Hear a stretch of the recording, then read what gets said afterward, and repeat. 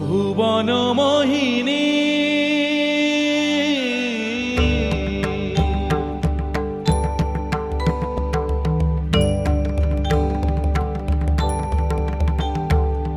ভুবন মোহিনী বন্দি তোমারে দুর্গে দুর্গতি। নমস্কার ভক্তবৃন্দরা, প্রতি রবিবারের মতো এই রবিবারও আমরা গুরুদেবের কাছে এসেছি। আগামী রবিবার দীপাবলি ছিল। আশা করছি আপনাদের দীপাবলি খুবই আনন্দে কেটেছে। আগামী বৃহস্পতিবার জগদ্ধাত্রী পুজো, এ বিষয়ে গুরুদেব কিছু বলবেন। আর তারপর আমরা শুনে নেব কুলকুণ্ডলী শক্তিকে জাগানোর উপায় এবং সাতটি চক্রকে জাগানোর উপায়। এই তত্ত্বগুলি খুবই গুহ্য, সবাই জানে না বা জানলেও কেউ বলে না। আজ আমরা এই জ্ঞান গুরুদেব আমাদের মাঝখানে বিতরণ করবেন, আপনারা শুনুন। হ্যাঁ গুরুদেব, মা জগদ্ধাত্রীর আবির্ভাব কী করে হয়েছিল, তার পুজো করার সময়টা কখন, এ বিষয়ে আপনি যদি কিছু কথা বলেন। শোনো বাবারা, জগদ্ধাত্রী পুজো কী করে সৃষ্টি হলো আজকে তোমাদের কাছে বিস্তারিত বলব। যখন অসুররা দেবতাদের কাছে যখন হেরে গেছিল, তখন দেবতাদের মধ্যে অসুরদের একটা দেবতাদের মধ্যে একটা অহংকার সৃষ্টি হয়েছিল যে আমরাই সর্বশক্তিমান। হ্যাঁ, মা যে সৃষ্টি করছেন, মা যে ব্রহ্মাণ্ডকে রক্ষা করছেন, এই আদিশক্তি মা যে পৃথিবীটাকে ধারণ করে গেছেন, এটা ওনারা ভুলে গেছিলেন। ওনারা কী করলেন, নিজেদের অহংকারে লিপ্ত হয়ে গেছিলেন এবং অকর্ম কুকর্ম করছিলেন নিজেরা অহংকারে বসেতে। তখন মা ধরিত্রীর উপরে এই জগৎকে সমস্ত সন্তানদেরকে রক্ষা করার জন্যে এবং পৃথিবীটাকে সুন্দর করে সৃষ্টি রাখার জন্যে জগতের ধাত্রীরূপে, জগদ্ধাত্রী মানে জগৎকে ধারণ করেছিলেন উনি বলে জগদ্ধাত্রীর উপরে ওনার মধ্যে এসেছিলেন। ওনাকে আমরা জগদ্ধাত্রী রূপে পুজো করি। এই জগদ্ধাত্রী মায়ের এক অংশ, চণ্ডীর এক অংশ। মা সিংহের পিঠে হাতি ওনার বাহন এবং সুন্দর ওনার শুক্র বস্ত্র পরিধানে পরা, এবং উনি এই জগৎটাকে আমাদের সকলের মঙ্গলের জন্যে এই কার্তিক মাসে, এই বৃহস্পতিবার আজ তিথিটা পড়েছে, এই তিথিতে উনি আমাদের পুজো হবেন। এই যে জগদ্ধাত্রী পুজোর দিনটা পড়েছে, 22শে কার্তিক বৃহস্পতিবার জগদ্ধাত্রী পুজো পড়েছে। এই যে 30শে অক্টোবর বৃহস্পতিবার নবমী শেষ রাত্রি 4:34 থেকে 2:33। এটা হচ্ছে মায়ের বিশেষ নবমী পুজোর সময়। আর এই 30 তারিখে অক্টোবরটাই হচ্ছে বৃহস্পতিবার, এটা হচ্ছে পুজোর বিশেষ দিন, জগদ্ধাত্রী পুজো। গুরুদেব, আপনার কাছে আমরা কিছু কাল ধরে আসছি, কিছু সময় যাবৎ আসছি। আপনাকে দেখেছি বিভিন্ন মানুষের উপকার করতে। আপনি একজন তন্ত্র সাধক এবং তন্ত্রের মাধ্যমেই এই মানুষদের উপকার করে থাকেন। আমাদের জানার ইচ্ছা যে তন্ত্র সাধনাটা কী এবং একে গুহ্য সাধনা বলা হয় কেন, এ বিষয়ে যদি কিছু কথা বলেন। শোনো শিষ্য, তোমাদেরকে সাধনা হলো এমন একটি আধ্যাত্মিক পথ যেখানে মন্ত্র, যন্ত্র, ধ্যান ও যোগের মাধ্যমে দেহ এবং মন ও আত্মার মিলন হয়। এখানে শক্তি ও চেতনা বা জ্ঞান হলেন শিব। এই দুইয়ের মিলনে আমরা পরমাত্মার সাথে এক আত্মা হব। এটি গুহ্য হওয়ার কারণ তান্ত্রিক ক্রিয়া অত্যন্ত জটিল ও শক্তিশালী। যজ্ঞগুরু ছাড়া সাধকের অনেক ক্ষতি হয়। আচ্ছা গুরুদেব, আমরা শুনেছি তন্ত্র সাধকের প্রচুর শক্তি থাকে এবং তিনি সাধনা করতে করতে অবশেষে তার আত্মার মুক্তি ঘটে। এই বিষয়ে যদি কিছু কথা বলেন। হ্যাঁ বাবারা, তন্ত্র সাধনার মূল উদ্দেশ্যই তাই, আত্মজ্ঞান এবং মুক্তি। এটি সাধকের কুলশক্তি জাগ্রত করে, দেহ ও মনের মিলন ঘটায়। তারপর আমরা শক্তির উপাসনায় ঐশ্বরিক সংযোগ স্থাপন করি। তখনই আমাদের এটি সঠিকভাবে শেখাতে পারে যে জগৎ মিথ্যা এবং সবই শিব শক্তির ইচ্ছায় ঘটে। এই জ্ঞানেই আমাদের মুক্তি হয়।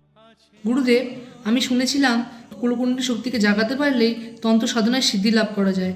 তো এই যে কুলকুণ্ডলী শক্তি, একে কীভাবে জাগাতে হয়, কোন যোগের মাধ্যমে, সেসব বিষয়ে যদি একটু বলেন। শোনো বাবারা, আমি বলছি মন দিয়ে শোনো। অনেক জটিল। যজ্ঞগুরু ছাড়া সাধকের শারীরিক ও মানসিক অনেক সমস্যা হয়। অনেক সময় মানুষ বদ্ধ উন্মাদ হয়ে যেতে পারে বা এমনকি শারীরিক প্রতিবন্ধীও হতে পারে। এর ভুল সাধনায় অবসর হলে শরীর ও মনের শুদ্ধি, আগের ভিডিওতেও আমি বলেছিলাম। এইভাবেই সৎ জীবনযাপন এবং শেষে ধৈর্য অত্যন্ত জরুরি। ঈশ্বরের মানব শরীরের 7টি চক্রের সৃষ্টি করেছে, যেমন কুলকুণ্ডলী যিনি সর্পের মতন কুলকুনি পাকিয়ে এই 7টি চক্রের নিচে ঘুমিয়ে থাকে। সাধক হঠযোগের মাধ্যমে তাকে জাগালে সে সর্পিল গতিতেই এই চক্রগুলি ভেদ করে পরমাত্মার সাথে মিলিত হয়। সমস্ত প্রকার জাগতিক বন্ধন ছিন্ন করে আত্মা পরমাত্মার মিলন ঘটে। তখন সাধক এবং ঈশ্বরের কোনো তফাৎ থাকে না, যেহেতু ঈশ্বর সকল জ্ঞান ও শক্তির আধার। তাই সাধক ও সকল প্রকার জ্ঞান ও শক্তির লাভ করে। অমরনাথ এর গুহায় এই শিক্ষা মহেশ্বর আদিশক্তিকে দিয়েছেন এবং পরবর্তীতে গুরু শিষ্য পরম্পরা আমাদের শেখা। বাহ, অসংখ্য ধন্যবাদ গুরুদেব এই জ্ঞানগুলি আমাদের মাঝখানে বিতরণ করার জন্য।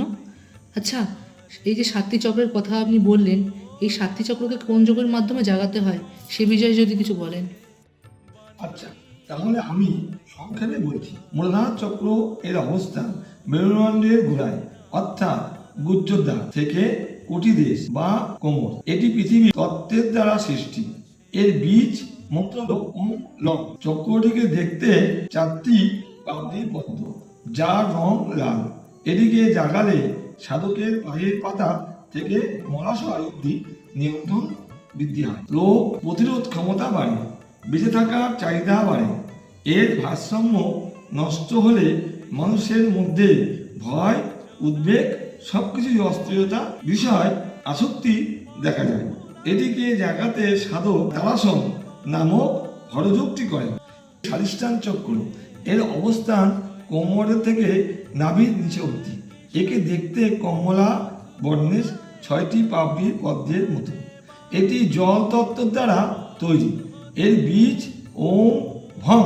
এদিকে জাগাতে সাধক ভদ্রাসন নামক হরযোগটি করেন।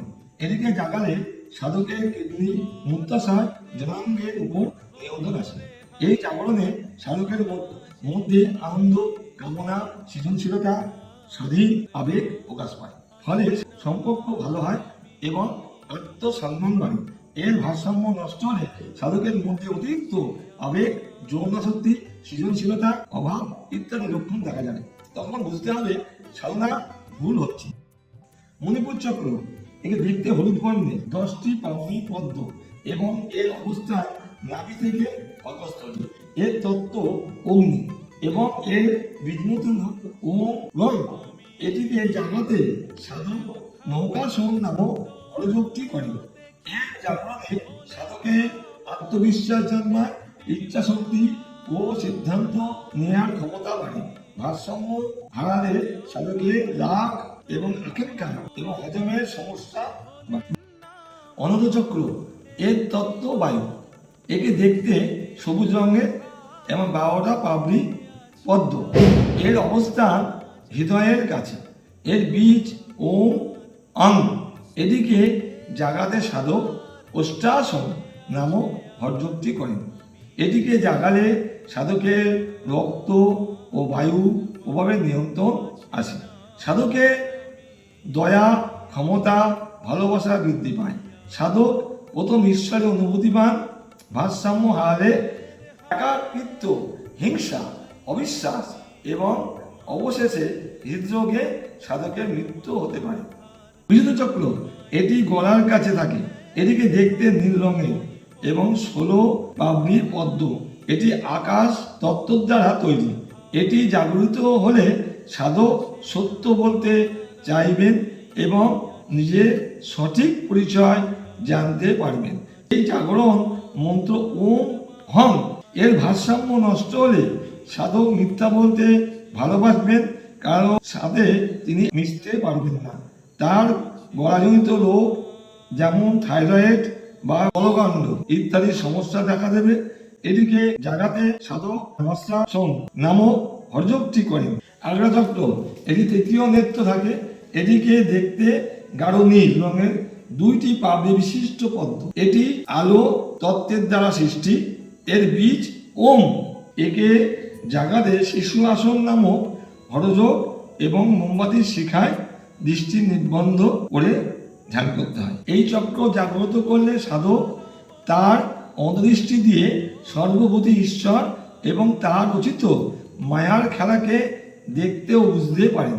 তিনি সমস্ত রকম অনুভূতি যেমন গরম ঠান্ডা এবং সব রিপু গুণ থেকে মুক্ত হয়ে সকল প্রকার জাগতিক জ্ঞান ও শক্তিকে সমৃদ্ধ হয়ে ওঠে।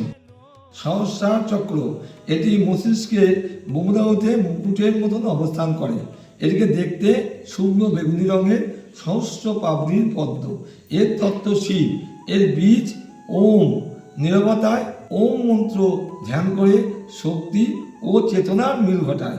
সাধকের মুক্তি ঘটে ও সাধক ও পরমাত্মার একাত্ম হন। অনেক ধন্যবাদ গুরুদেব, আপনি আজকে এই গুরু তত্ত্বগুলো আমাদের সামনে তুলে ধরলেন। আশা করছি সাধকরা প্রকৃত গুরুর কাছে গিয়ে এই তন্ত্রগুলো, এই সাধনাগুলো অভ্যাস করবেন এবং তন্ত্র সাধনায় তারা ঈশ্বরকে পাবেন, পরমাত্মাকে পাবেন। এই বলে আমরা আজকে এই ভিডিও শেষ করছি। আগামী রবিবার আপনাদের সাথে আবার দেখা হবে। ভিডিওটি ভালো লাগলে এবং এরকম আরও তথ্য জানতে হলে এই চ্যানেলটিকে লাইক করুন এবং সাবস্ক্রাইব করুন। সাবস্ক্রাইব করে আমাদের পাশে থাকুন এবং যাতে আমরা আরও অনেক মানুষের কাছে পৌঁছাতে পারি। অসংখ্য ধন্যবাদ। ঘর বাঁধলি ছাই